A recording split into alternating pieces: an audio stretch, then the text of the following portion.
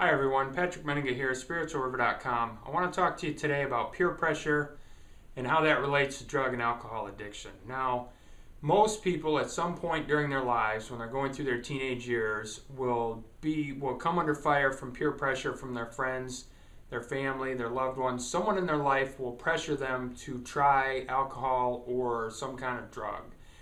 And so it's natural and pretty much expected that everyone will at some point be pressured to experiment. And so the question is not, are you an addict or an alcoholic? The question is, does that turn into something after you do experiment? Because most people, it's going to happen at some point. In most countries, it's socially acceptable to at least drink alcohol. And so it's going to come up at some point. And so the solution for this is to, especially for younger people, we used to try to force them into AA and NA, and we used to try to force younger people to go to a group therapy with other addicts and alcoholics. And what we found is that the younger people didn't necessarily do well in those peer groups, because when we forced them to go to AA and NA, they weren't really among their peers, they were among older people, and they couldn't necessarily relate to that crowd. So then what they tried to do is they tried to take young people who were struggling with drug and alcohol addiction, and they were forcing them into groups with their peers.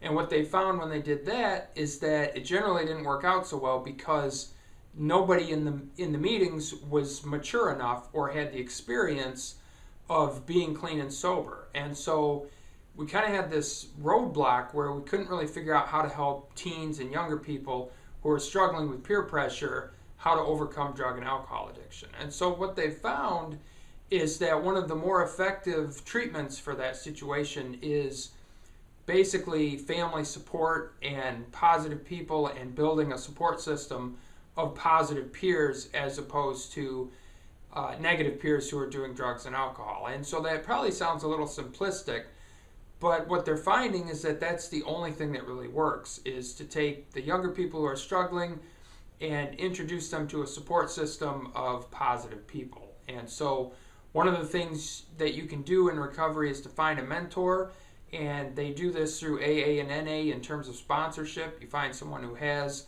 what you want, and you ask them for help, and you say, I like what you have, I see what you have, please guide me through recovery, show me how to build the kind of life that you've built. And so that's kind of how peer pressure can work in recovery, is to reach out and find mentors and teachers and people who have the kind of life that we want to live, and so we can look up to them and hopefully be able to learn from them and be able to build the kind of life we want for ourselves in recovery.